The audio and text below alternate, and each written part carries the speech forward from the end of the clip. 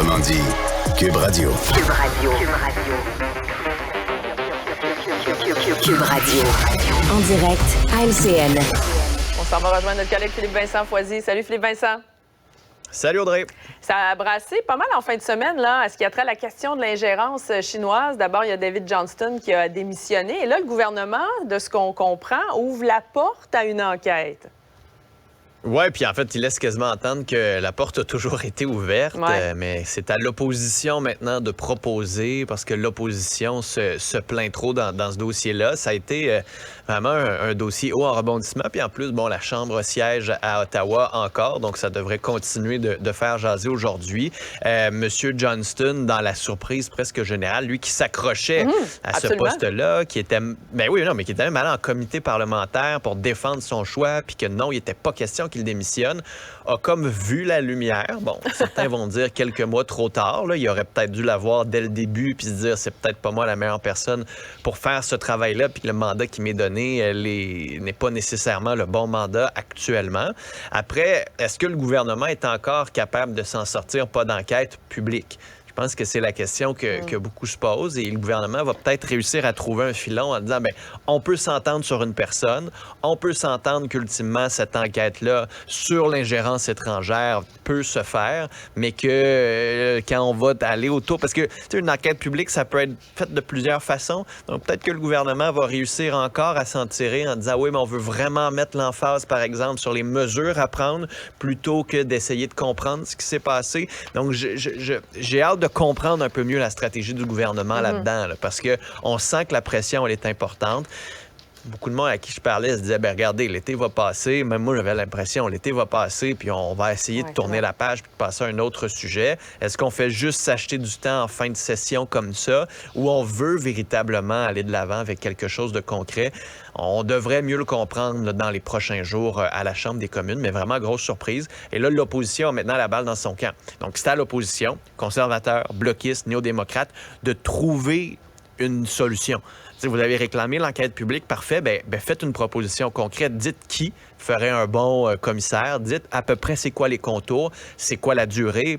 C'est sûr que, eux aimeraient ça que ça dure 3 ans, qu'on puisse en parler pendant la prochaine année, l'autre année, puis qu'on soit sûr que soit on soit en enquête publique pendant la prochaine élection ou qu'on arrive avec un rapport au début de la prochaine élection juste pour faire mal paraître le gouvernement.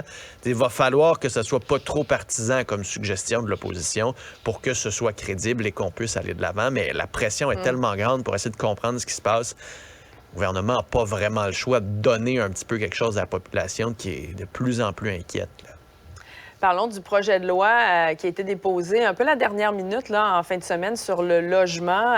Les propriétaires, donc, qui, entre autres, ce qui fait beaucoup réagir, c'est que les propriétaires vont pouvoir plus facilement refuser une demande de cession de bail de leurs locataires. Ça, c'est un aspect qui est un peu plus critiqué, si je ne me trompe pas. Oui, non, qui va faire beaucoup de bruit. Les propriétaires le demandaient quand même depuis un bon moment. Il faut comprendre, c'est quoi une cession de bail? C'est quand un locataire dit, moi, je prends mon bail et je vais le céder à quelqu'un d'autre. Au lieu de terminer mon bail en plein cours du bail, donc pendant l'année, je peux offrir ce bail-là. C'est une façon de faire qui est utilisée de plus en plus par les locataires. Il y a plein de groupes sur les réseaux sociaux pour essayer de garder les loyers bas. Donc, au lieu de terminer un bail, puis donc là, le propriétaire, après ça, a le loisir d'augmenter le loyer, souvent de façon un petit peu plus importante qu'une augmentation annuelle. Je fais ma cession de bail, donc je donne mon bail, dans le fond, à quelqu'un d'autre. Et il y a ce mécanisme qui existe là, auprès de plusieurs locataires, puis on s'échange des baux comme ça, puis ça fait en sorte que les loyers restent bas. Les propriétaires n'aiment pas ça parce qu'ils n'ont pas le choix d'accepter, sauf pour des motifs jugés sérieux. Et donc là, on donne plus de pouvoir aux propriétaires pour ne pas accepter des cessions de bail, pour que les propriétaires puissent choisir leur locataire. Donc, est-ce qu'on ouvre la porte à ce moment-là à davantage d'augmentation de loyer?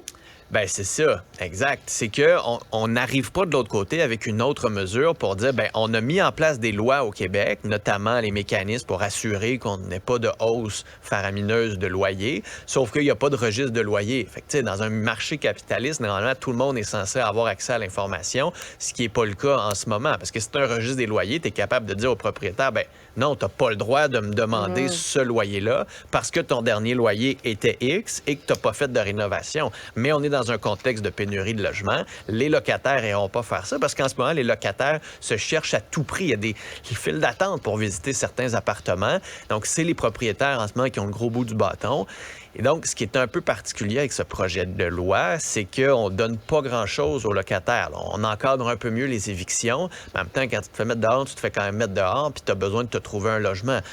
L'enjeu avec le gouvernement de la CAQ et avec cette ministre-là, c'est qu'il va falloir qu'elle montre qu'elle est là aussi pour les locataires, qu'elle est là aussi pour une grande partie de la population qui n'est pas propriétaire, et surtout qu'ils comprennent la crise du logement et qu'ils accélèrent la mise en chantier de nouveaux projets, ce qu'on ne voit pas du tout actuellement avec le gouvernement de la CAQ, comme si on ne comprenait pas ou on ne voyait pas l'énorme problème à l'horizon qui est la crise du logement. Je parle de tous les logements, là, sociaux, abordables, logements en général pour les familles. Là. Et on en parle assez souvent en plus de cette problématique-là.